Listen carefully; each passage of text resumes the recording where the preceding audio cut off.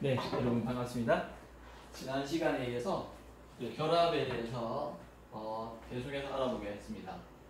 원자가 분자를 이루기 위해서 또 분자들이 결정체들을 이루기 위해서 소재들을 이루기 위해서 결합들이 필요한데 그게 관련된 내용들을 살펴보고 있습니다. 그래서 지난 시간에부터 계속해오고 있는 결합들을 한번 간략하게 1, 2분 내로 한번 훑고 지나가고 계속된 어떤 반데르발스 결합에 대해서 알아보도록 하겠습니다. 지난 시간에 우리가 마칠 때 공유결합부터 금속결합, 그 다음에 이온결합에 대해서 차례대로 알아봤습니다. 공유결합은 말 그대로 체외각 전자들을 코밸런트, 그죠? 같이 체외각전들 공유한다. 그래서 우리가 코밸런트 본딩이라고 했고요. 그 다음에 금속결합은 체외각 전자들이 모이다 보면 체외각 전자들이 자유한 프리한 일렉트론 그룹을 가스를 만든다, 크라우드를 만든다 그랬다.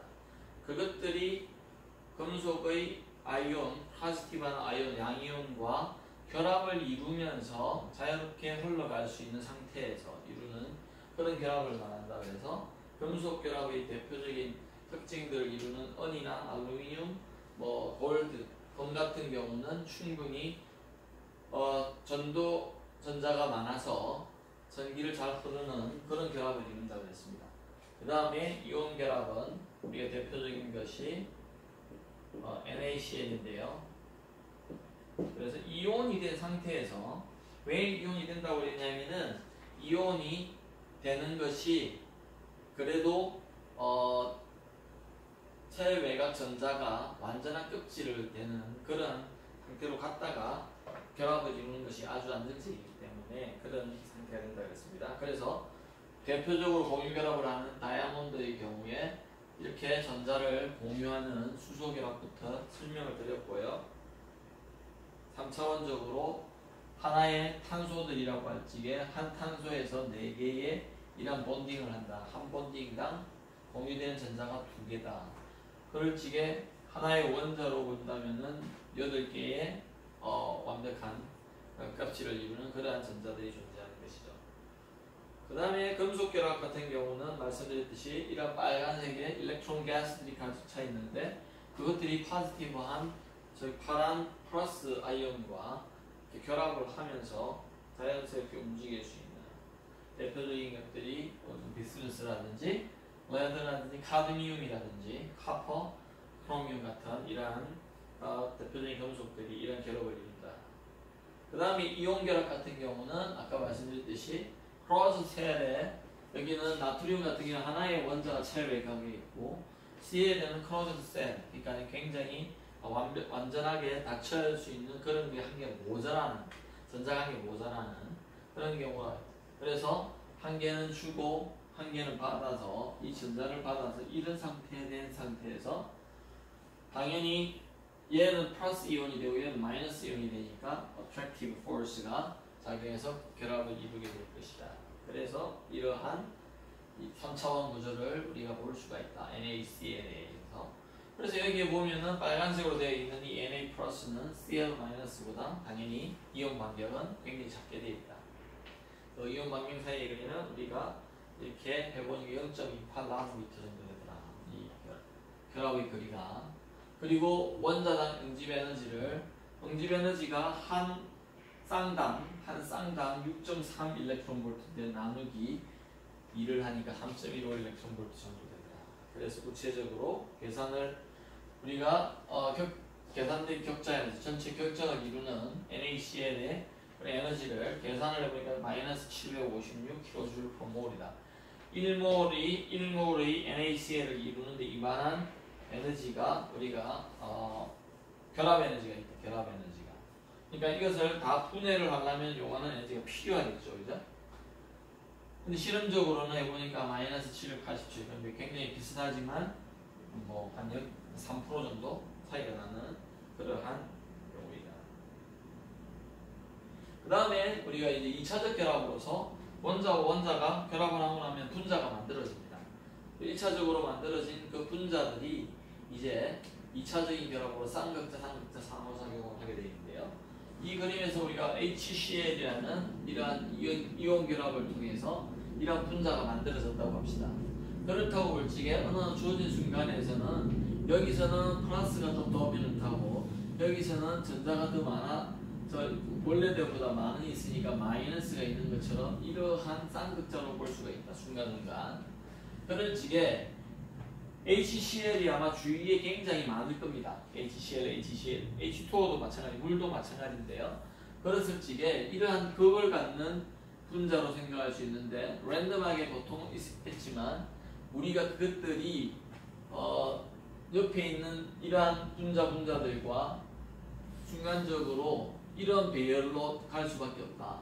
그래서 A와 B가 이렇게 돼 있다면 마이너스가 이 플러스를 당기기 때문에 이러한 어떤 attractive force가 작용하지만 얘들이 랜덤하게 하는데 이러한 포지션으로 즉 플러스 마이너스 플러스 A와 B 프라임의 형태로 되면은 여기 나와 있듯이 어떤 서로 밀게 되는 상대적인 방향에서 서로 밀게 되는 이런 형태로 될 수 있다. 그 다음에 적절하게 배양된 상극자들은 서로 끌어당겨서 이러한 반대로 발수 결합을 이런 형태든 안정적인 형태로서 결합의 형태로 존재할 수 있다는 겁니다. 그래서 우리가 대표적인 것으로 수소이라 H2O 여기 보면은 H2O에 물 분자가 있죠, 그죠?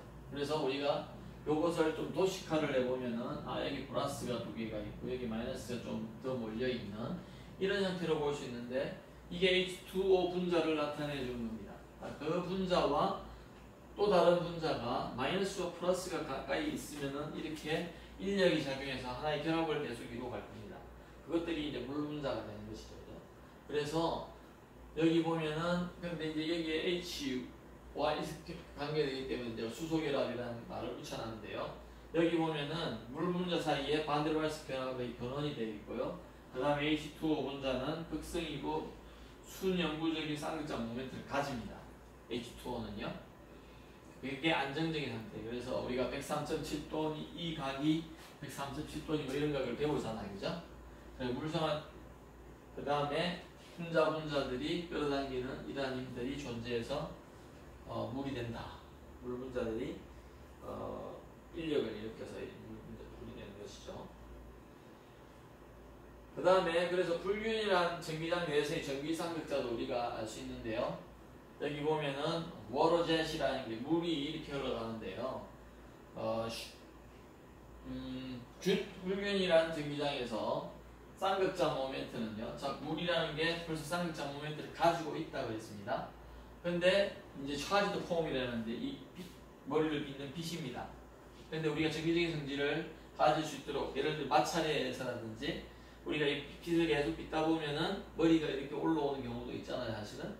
그래서 그러한 차지드 상태, 그러니까 전기적인 성질을 띄는 상태에 우리가 빛을 만들 수가 있죠. 그럴 적에 우리가 워러젯이라고 해서 물방울을 굉장히 쏘아준다든지 하면은 그 안에 있는 상극자 모멘트와 이 전기장, 즉 차지를 가지고 있는 이거에 가지고 의존한 힘이 우리가 알 수가 있다.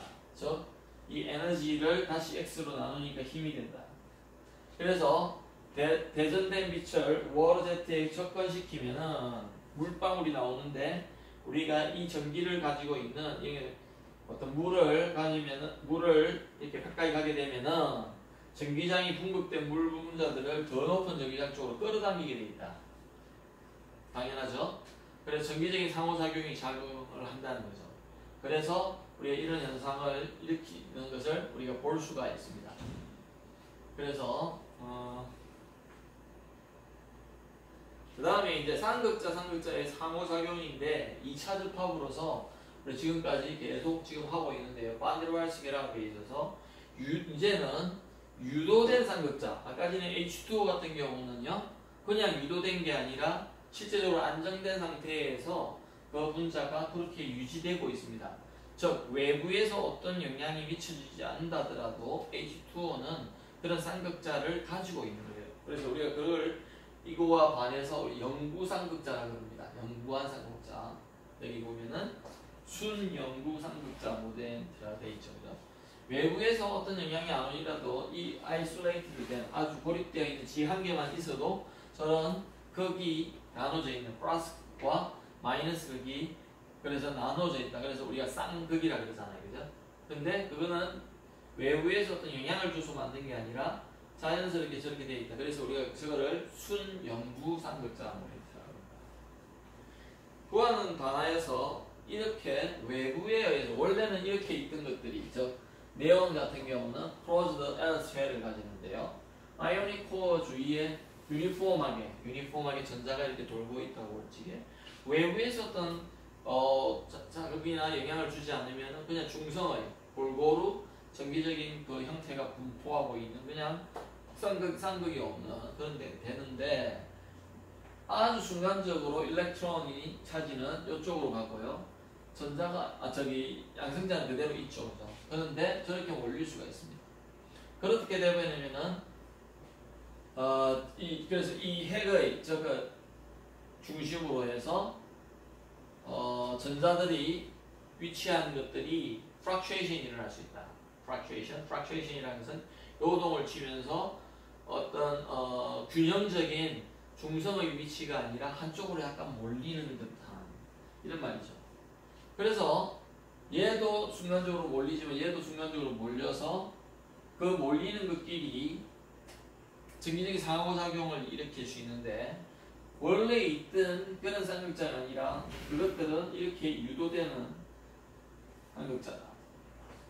fluctuation에 의해서 전자가 계속해서 여기에 돌고 있는데 사실은 균일하게 돌고 있다고 표현하지만 평균을 했을 때 그런 것이고요.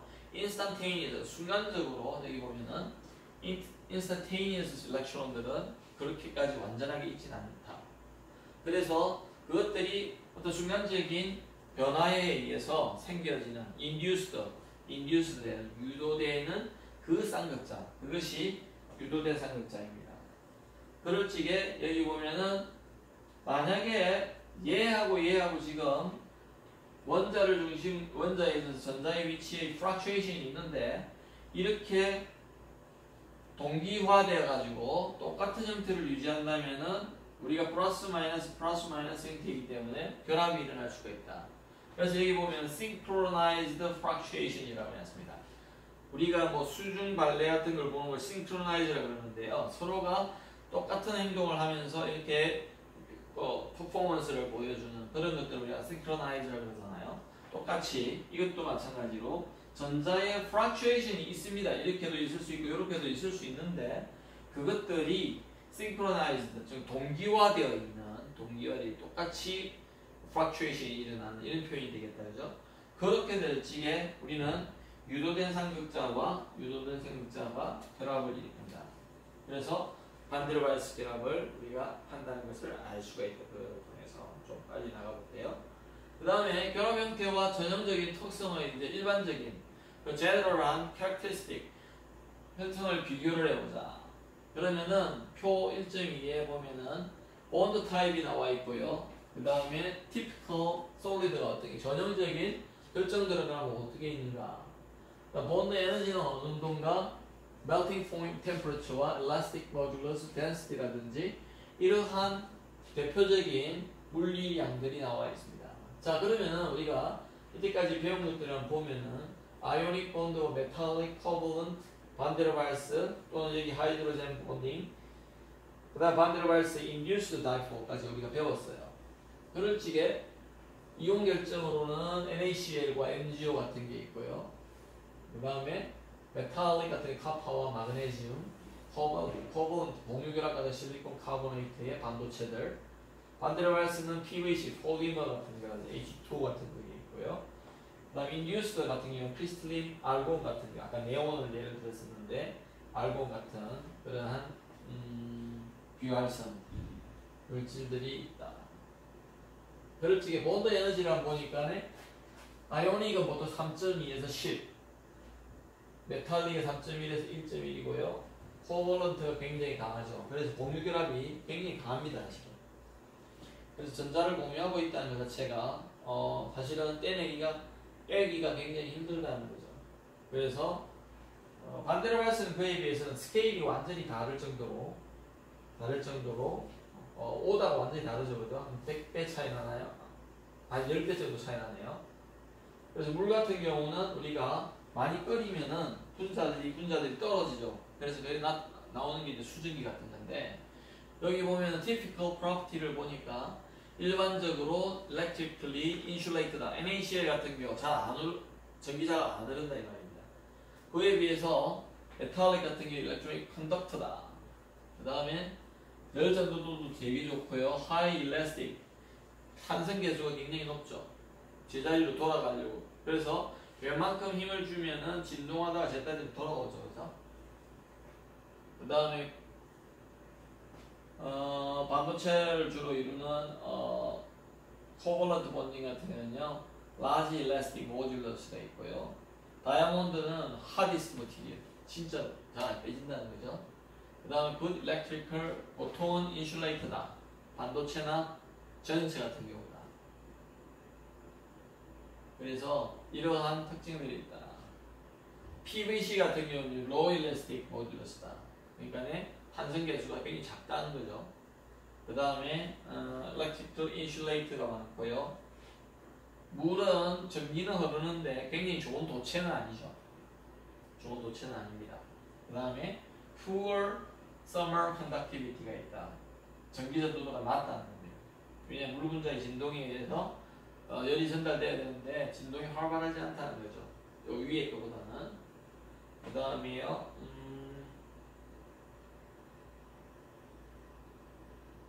여기 보면은 thermal expansion coefficient가 있습니다. 열을 팽창하는 계수를 말합니다. 근데 굉장히 이런 것들은 낮이하다. 그 팽창 정도는 크다. 저기 induced dipole 같은 경우 그렇다는 거예요. induced. 여기도 마찬가지고요. 자, thermal conductivity, 열 전도도는 낮지만 thermal expansion은 크다. 그래서 굉장히 좀 팽창을 빨리 한다. 그래서 이제 물질에 여기 보면은요, 우리가 탄성 계수에 대해서 우리가 앞에 고체물리에서도 배우고 또 현대물리학에서도 약간 커버를 했던 것 같은데요. 탄성 계수에 우리가 정의를 이제 하게 됩니다. 여러 가지 성질을 이제 논하다 보니까 결합을 했으면은 이제 고체나 물질이 만들어졌는데 그것에 의해서 우리는 이제 여러 가지 성질들을 따져볼 수 있는 탄성이라는 것은 원래대로 변형을 일으키고 나서 원래대로 다시 돌아가려고 하는 성질을 우리가 탄성이라고 그러죠. 대표적인 게 스프링을 들 수가 있습니다. 그래서 여러분 스프링이 내렸다가 놓으면 다시 돌아가는 그 탄성적인 성질, 그것이 우리가 있는데요. 우리가 시그마는 y 입실론이라는, 그래서 F는 kx라고 우리가 아주 간단하게 배울 적에는 1학년 때 F는 스프링에 대해서 kx 배우는, 마이너스는 우리가 복원력이라는, 자 원래대로 돌아가려고 하는 성질이라는 형태로 이렇게 주어졌고, 이거를 우리가 스프링 상수라고 했죠. 이거는 우리가 변이라고 그랬고요. 이게 힘인데, 탄성력인데, 자 이런 것들을 일반화시킨 식이라고 볼 수 있다. 여기에 보면은. 그래서 시그마를 힘이라 해놨는데, 힘은 힘인데요, 단위 면적당 힘입니다.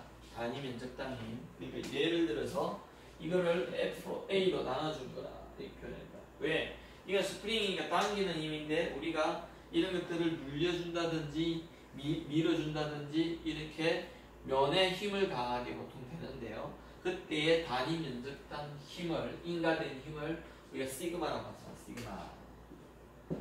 그 다음에 Y를 여기와 마찬가지로 탄성계수라고 하고요. F는 변형도가 해놨습니다. 여기 변이라고 표시했듯이. 그래서 이거는 어떤 좀 더 확장된 범위의 영역에서의 F는 KX의 수식이라고 생각하시면 됩니다. 그래서 우리가 탄성계수라는 것은 Y를 어떻게 생각할 수 있는가? 단위 면적당 받은 힘을 우리가 변형도로 나눠주면 된다. 그래서 단위 변형당 들어가는 힘을 우리가 탄성계수라고 생각하면 되겠죠.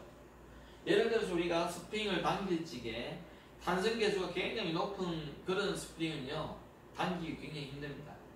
1cm 또는 1m를 변형시키기 위해서 필요한 힘을 우리가 탄성 계수라고 보시면 되겠습니다. 그 다음에 그러한 것들이 있는데요. 우리가 이게 탄성 계수를 y로 둘 적에 보통 이 fn을 dr로 미분한 상태에서 그것을 단위 길이당 어떤 그거로 나눠준 것이 사실은 탄성 계수의 정의다. 그래서 이 R0를 우리가 아까 뭐라 했냐면 원자당 평형거리라 그랬죠. 그죠? 평형에서 우리가 변형되는 거를 여기 보면 변형도 정도인데, 그래서 여기 고체에서는 우리가 길이의 어떤 평형 위치에 있을 때보다 정가행, 정가분 이렇게로 해석할 수가 있다. 그래서 이게 그것을 다시 한번 더 해보니까네 FN이라는 게 뭐였냐면 dr을 DE로 나눈 거였습니다. 앞에서 배울지게. 그러다 보니 이거는 에너지가 되죠. 그죠? 그 에너지를 R에서 두 번 미분한 거를 R0로 나눠준 거를 우리가 고체에 있어서의 탄성 계수라고 하자. 그래서 우리가 다시 보면은 E는 결합 에너지가 되고요. FN은 뭐예요? net force였습니다. 순힘. 그 결합을 이루고 있는 그 순힘인데요. 그것을 한번 R로 미분한 거를 R0로 나눠준 거를 Y라고 define 한다는 거예요. 단위 길이당 변형해 가려고 하는 그 힘의 정도. 그것이 탄성 계수라고 했다. 에너지로 따지면은 두 번 미분을 해줘야 됩니다. 그거를 여러분들이 기억하셔야 됩니다. 그래서 탄성 계수 및 결합에 대해서 우리가 지금 결합에 대해서 계속 알아오다가 갑자기 탄성 계수를 이야기하는데요. 우리가 왜 그러냐면은 지금 소재의 성질들을 이용할 성질들을 설명할 것인데요. 가장 대표적인 게 mechanical force입니다. mechanical force. 그 다음에 electrical force이고요. 그 다음에 magnetic. 그 다음에 잘 보십시오. 여러분들이 그거는 머릿속에 두어야 된다고 했습니다. 제가 요 힘의 종류라든지 또는 어떤 외부에서의 작용의 종류를 볼 적에요. 그 안에 있는 물질들이 어떻게 반응하느냐, 그게 특성인데, 예를 들어 이 힘이 어떤 지금은 메카니컬 기계적이거나 어떤 물리적인 그런 힘으로 볼 수가 있고요. 또는 전기적인 일렉트리컬 또는 자기적인 것, 자석을 가져가서 지게 물질이 어떻게 변하는가, 또는 광학적인 성질들을 우리가 보게 됩니다. 그래서 이러한 성질들을 우리가 보게 되는데, 그것을 가장 기초적인 것 중에 하나가 우리가 기계적인, 그러니까 외부에서 힘을 가해줬을 적에 얘가 어떻게 physically 변하는가, 그거를 보는 게 우리 탄성력이 대표적인 게. 그래서 제가 예를 들어서 이걸 위로 돌린다든지 이걸 옆으로 밀었을 적에 그 응력이라는 것을 줬을 적에 얘가 어떻게 변하는가를 보는 것 중에 하나다. 그럴 적에 지금 F를 이렇게 당겼다고 볼 적에 놓으면은 왔다 갔다 하는데, 마치 요 안에 있는 전자를 우리가 생각해서 지게, 아니면 원자를 생각해서 지게요. 그것들 사이에 이 스프링이 있는 것이 아니라 마치 스프링이 있는 것처럼 우리가 해석해 볼 수 있다는 거죠. 그거는 뭐냐면 아까 제가 말한 결합입니다. 결합입니다. 스프링이 있다는 것이 아니라 마치 있는 것처럼 결합이라는 게 되어 있다는 것이죠. 그럴 적에 우리가 아까 전에 본 그러한 FN과 R 그래프가 있을 수 있다. 자, FN이라는 것은 이 결합을 이루고 있는 이 집단에 우리가 가해주는 힘을 말하는 것이죠. 그럴 적에 아까 전에 뭐라고 그랬죠? 여기 보십시오. 탄성계수를 Y는 FN을 R로 한번 미분을 하고요. 맞죠? 그것을 R0로, 거기에다가 R0, R이 있으면은 R0 값을 대입해 주고 평형 주위에서, 이런 말이죠. 평형 주위에서, 평형의 근처에서, 근방에서 그때 R0 단위 길이로 나눠준 거다. R0를 나눠준 거다. 그게 Y라고 했기 때문에 자, 여기에 R0가 있는데요. F가 제로인 R0가 있는데 요 점 근처에서 dr분의 dfn이라는 게 이것의 빨간 점선으로 되어 있는 그래프가 되겠죠. 그죠? 아주 기울기가 되겠죠. 그죠? 그래서 거기에 R0를 나눠준 것을 우리가 그렇다면 요거는 비례한다. 이꼴은 아니다. 여기 이꼴은 아니고 y는 비례하는데 요 기울기에 비례한다. 어디서? R0에서의 위치. 자, 보십시다. 다시. 자, 이걸 뺀 요것이 기울기가 되죠. 어디에서요? R = R0에서요. 그러니까 당연히 R0는 정해져 있다고 볼 수 있고 y는 이게 비례한다고 볼 수 있겠죠. 맞습니까? 그래서 여기에 빨간색으로 요렇게 표시해놨습니다. 다시 이야기합니다. 이 빨간색이라는 것을 뭘 뜻하냐면요. 요 점에서의 이 파란 그래프가 뭔데요? FN입니다. FN. R에 대한 FN의 그래프인데 그 평형점 주위에서 받는 힘을 폭에서의 힘의 변화량이죠. 기울기죠. 기울기. dr분의 dfn. 요때 요 점에서의 기울기에 비례하게 되어 있다. 정확한 값은 저거를 나눠주는 것인데 그래서 우리가 반개설직에 놓으면은 이렇게 왔다 갔다 하겠죠. 그죠? 그게 탄성이잖아요. 그러면은 요 안에 있는 원자 하나하나에 대해서는 우리가 이렇게 생각해 볼 수 있다.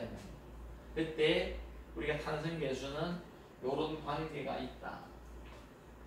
가해주는 힘을 R로 미분한 것을 나눠준 것이다. 그래서 우리는 탄성 계수 및 결합 에너지를 이렇게 표현할 수가 있는데요.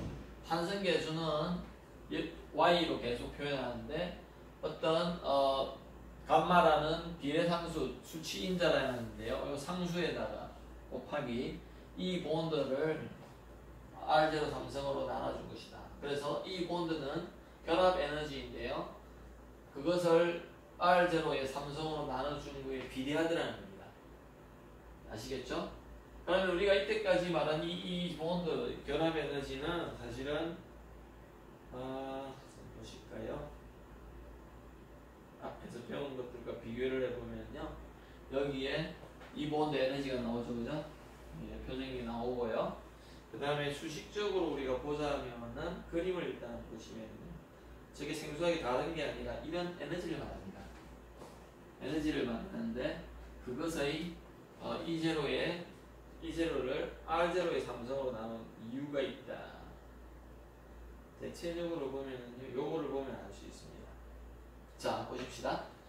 Y는요, R을 미분을 두 번을 하고, 이게 2본딩이잖아요. R0를 집어넣었어요.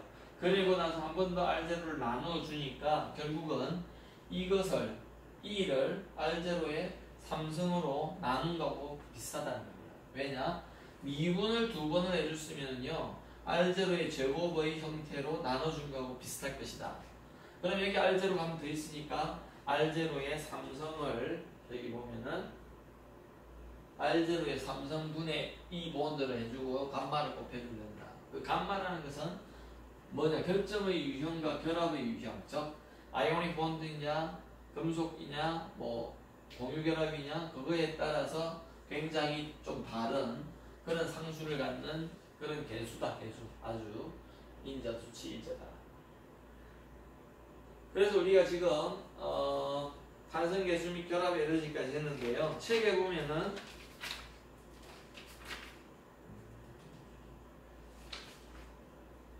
지금 22페이지까지 했습니다. 그래서 여기는 정확하게 일치한다는 것이 아니라 아까 왜냐하면 두 번 미분한 것에 대해서 했기 때문에 그냥 변사적으로 저런 형태다. 변사적으로. 그래서 Y는 여러분들 보시다시피 이 본드의 결합 에너지에 굉장히 비례하게 되어 있죠. 사실은.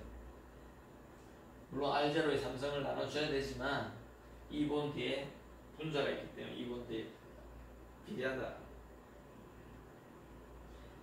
그래서 여기가 지금 22페이지까지 우리가 했습니다. 22페이지까지 빨리 나가는 것 같지만 여러분들이 다 한 번씩은 어렴풋하게 배웠던 그러한 내용들입니다.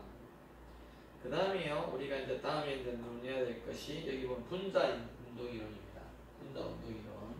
이렇게 어떤 분자들이 어떤 공간에서 자유롭게 용기 속에서 이제 기체 분자들의 불규칙한 움직임인데 당연히 용기가 있다 보니까 어떤 바운다리 경계가 있게 되고 그죠? 그러다 보면 여기서 이렇게 들어간 분자가 이렇게 부딪혀서 이래 가서 이렇게 갈 수도 있다. 당연히 이거 오는 것도 이렇게 가서 이렇게 가서 이렇게 가서 이렇게 갈 수도 있고 그죠? 이런 운동을 할 것이다. 그래서 평균 운동 에너지와 어떤 온도라는 게 생긴다. 왜냐? 지금 어떤 우리가 물체가 있다면 그 물체는 그 안에서 움직이는 입자가 있을 것이지만 또 경계가 있기 때문에 결국은 이 입자끼리 움직이면서 부딪힐 수도 있고요. 또 어떤 경계에서 또 부딪힐 수도 있습니다. 그러다 보면은 운동 에너지가 있지만은 부딪힘에 의해서 충돌이나 이런 거에 의해서 열 에너지가 발생하게 되죠. 그래서 온도가 올라가게 되는데, 그래서 우리가 평균 운동 에너지와 이제 온도라는 것을 한번 보자. 그래서 가스에서 이상기체라든지 이런 거에서 분자 운동 이론은 우리가 이걸 많이 배웠다, 그죠? PV는 3분의 1에다가요, NMV 제곱 바 이렇게 나옵니다. 이거는 2분의 3 NKT인데, 그죠? PV는 2분의 3 NKT잖아요.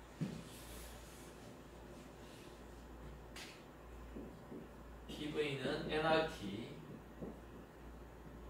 저는 NKT 뭐 이런 식으로.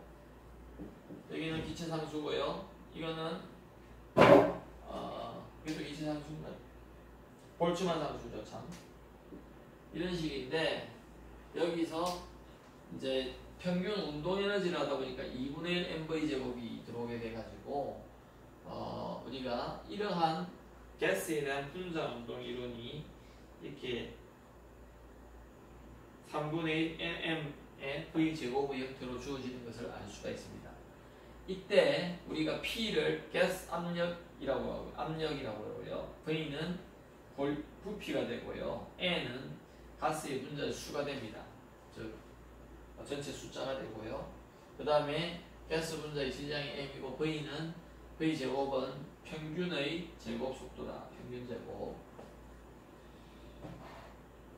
그래서 우리가 이제 이거를 한번 보는데 보면은 우리 알고 있는 이제 제가 쓴 요 기체 운동관이 nRT인데요. 요게 이제 NA분의 N이 요 N이 되죠. 이게 아보가드로 수로 나눠준 즉 몰 수가 되겠다, 그죠? 그럴 적에 nRT가 되는데 몰 원자 수가 되죠, 그죠? 그러면은 이제 어떻게 해서 아까 전에 그 식이 나오는가라고 유도를 해보니까 이건 아까 설명한 것이 그 충돌에 의한 분자의 운동량 변화. 제가 아까 전에 그림에서 우리가 봤는데 이 충돌이 일어날지 여기서 충돌이 일어나고 여기서 충돌이 일어나고 이런데 그때의 운동량의 변화는 방향이 바뀌었기 때문에 당연히 일어날 수밖에 없다. 그래서 델타 P는 그냥 X방향으로만 일어났다고 볼 적에 2mvx가 하자. 즉 벽에서 완전 탄성 충돌이 일어난다고 하자. 그럴 적에 운동량의 변화는요 들어갔다가 나오기 때문에 운동량의 변화는 mvx 마이너스 mvx 이래가지고 2mvx가 된다고 하죠. y 방향도 생각하시고 g 방향도 생각할 수 있겠죠. 그래서 나중에 그걸 고려해 줄 겁니다. 그러면은 이제 이렇게 된다는 걸 우리가 알 수 있는데 들어갔다가 나오는 이런 경우를 생각하면은 들어갈 때 mvx 나올 때 마이너스 mvx가 되니까 요거 빼기 요거 하니까 차이는 2mvx가 됩니다. 그래서 우리가 그래서 보통 이제 운동량의 시간 변화율을 힘이라고 그러죠, 그죠? 왜 힘을 도입해야 되느냐? 여기서 P를 끄집어내기 위해서요. P는 압력이라고 했기 때문에 단위 면적당 힘을 내니까 힘을 먼저 계산을 해보는 겁니다. 다음 분자의 충돌에 의해서 받는 힘, 그것을 해보니까 델타 T분의 델타 P가 되고요. 델타 P는 2mvx라고 했죠? 여기 2mvx가 있습니다. 바로 써줬고요. 그 다음에 시간은 2분의 1 가속도와의 관계에 가지고요. Vx분의 2a가 된다고 할 적에 Vx분의 2a가 된다고 할 적에 2와 2를 나눠주고요. 속도가 아니고요. a는 입방 컨테이너의 옆 길이입니다. 길이. 그래서 길이를 두 번 왔다 갔다 하니까 2a가 됐다고 보고, 잠깐만요. 잠깐겠네요. 자, x만 보인다면 여기서 왔다가 여기서 한 번이 있고 그 다음에 오는데 2a가 된다. 여기 a니까 지금. 그래서 2a 잡고요. 그 다음에 x방향의 속도를 나눠주면 시간이 된다. 델타 t를 뭐라고 잡았냐면 시간 변화량이라고 잡아놨다. 그래서 이 식을 정리를 해보니까 2를 약분시키게 되고요. a는 a분의 mvx의 제곱이 됩니다. vx의 분모가 위로 올라가서요. 그러면은 이제 n개의 분자가 가하는 총압력은 여기에다가 총압력은요. 보십시다. 요게 좀 빠진 게 있는데요. 힘을 다 일단 요게 빠져 있죠, 그죠? P는 F를 라지 A로 나눴다고 하자. 그러면은 저 F가 나와 있는데 여기 A가 있고요. MVX 제곱이 있죠. 거기에다가 우리가 지금 요 내로 넣어주면 어떻게 될까요? A분의 S라고 할까요? 면적을. 그러면 S의 A분의 M의 VX의 제곱이 되죠, 그죠? 맞습니까? F 대신에 그대로 집어넣었습니다. 그러면은 여기에 보면은 A의 S가 되고요. MVX의 제곱이 되죠. 그러면은 이것이 N개 있다는 겁니다, 지금. N개, 총 압력을 하려고 하니까. 요것이 뭐냐면 V가 되죠, 그죠? 요 길이에다가, 자, 보세요. 길이에다가, 요 길이에다가 요 면적을 A가 아니네요. 죄송해요. 여기 A라고 해놨죠. 그러면은 A 면적 전체에 가하는 충돌을 다 된 거니까 A를 꼭 해주니까 요것은 볼륨이 되겠다, 그죠?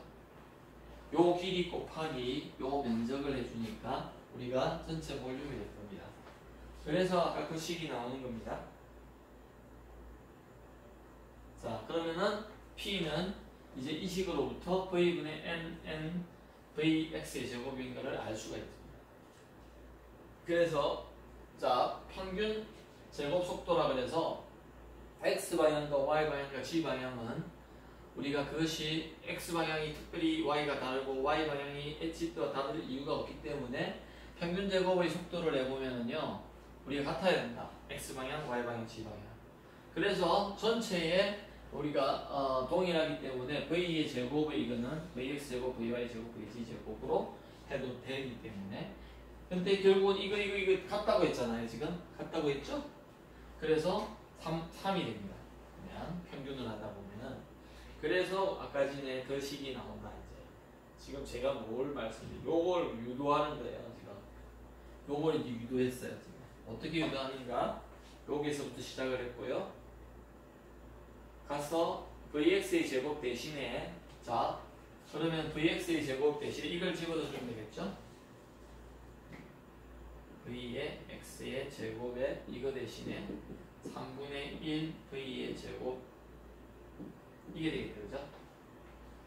요 식으로부터, 자, 이 식으로부터 Vx의 제곱은 3분의 1 V제곱의 바가 된다. 그러면은 그것을 아까 앞에 식에 요 식에 집어넣으니까 어떻게 될까요? P는 3V분의 NMV 전체 제곱이 나옵니다. 맞습니까? 3분의 1 V분의 N의 MV 제곱이 되죠. 이거는 우리가 알다시피 3분의 1 로 V 제곱이 됩니다.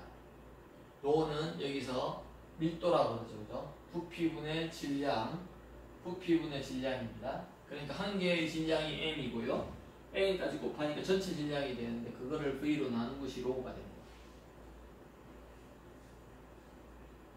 그래서 우리가 이러한 3V분의 nmv 제곱이라는 이런 식을 우리가 유도를 했다. 똑같은 식이죠? 3분의 nmv 제곱. 아닌데요 교수님? 아닙니다. v를 여기 곱해준 것밖에 없지. 똑같아요 지금. pv를 곱해준 거죠. 그래서 제가 이걸 유도한다고 그랬잖아요. 아까 전에 그죠? 그래서 이렇게 됐다. 그 다음에 이제 단위 원자당. 그래서 우리가 평균 운동 에너지를 한번 구해보자. 그러면은 뭔데? 운동 에너지는 2분의 1의 v 제곱입니다. 맞습니까? KE는 2분의 1v 제곱이죠. 그래서 평균을 구하니까 우리는 2분의 3KT라고 했다. 이게 우리가 볼주만 상수고요. KB 볼주만 상수고 T는 온도입니다. 온도. 이를 찍에 단위 원자당 평균 운동 에너지는 한 방향당 2분의 1 KT를 가집니다. 그래서 3차원이기 때문에 우리는 2분의 3KT를 가는 온도 T일지에 그만한 에너지를 가진다고 이렇게 배웠습니다. 그렇다면은 모나토믹 가스인 경우, 즉 단원자 분자인 경우, 우리가 그 기체인 경우는 1몰당 내부 에너지가 아보가드로 남부만 곱해주면 되겠죠? 아보가드로 남부만 곱해주면은 그 운동 에너지, 왜냐면은 뭐 특별히 포텐셜 에너지 안 가지고 있다고 볼지 운동 에너지만 생각해야 되죠. 그러면은 우리가 NA 곱하기 한 원자가 갖는 에너지를 해주니까 2분의 3 NAKT가 됩니다. 왜냐면 이게 2분의 3KT라 그랬죠. 그래서 우리가 알고 있는 아보가드로 수 곱하기 K가 R이에요. 요 R은 NA 곱하기 K가 됩니다. 그래서 여러분이 알고 있는 2분의 3 NAKT 또는 2분의 3 RT 이런 식으로 배웠을 겁니다. 그게 뭔데요? 모아토믹인 경우에 가스 원자의 내부 에너지죠. 내부 에너지. 안에 온도가 T일지에. 그러다 보면 이제 몰 열 용량이라는 것을 우리가 계산할 수 있는데요. 몰 용량은 그 내부 에너지를 온도로 미분한 겁니다. 그러니까 1도씨를 증가시키는데 필요한 열량을 에너지를 말하는 것이거든요. 몰 열 용량이라는 것이. 그래서 여기에 보니까 T로 미분하니까 요걸 T로 미분한 2분의 3의 NAK만 남죠.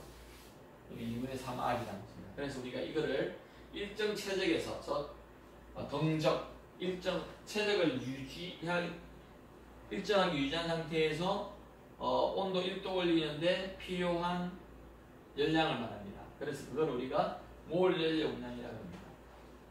그래서 여기 단위가 Joule per Kelvin per mole이라고 되어 있죠. 그래서 U는 여기 보면 1몰당, 여기 NA라고 곱했잖아요. 그죠? 1몰당 이런 말이거든요. 몰당 총 내부 에너지고요. R은 기체 상수입니다. 그 다음에 이제 한 개만 하고 마칠 건데, 이원자 분자인 경우는요, 모노토믹, 즉 한 개가 원자가 있는 경우하고 좀 다르다.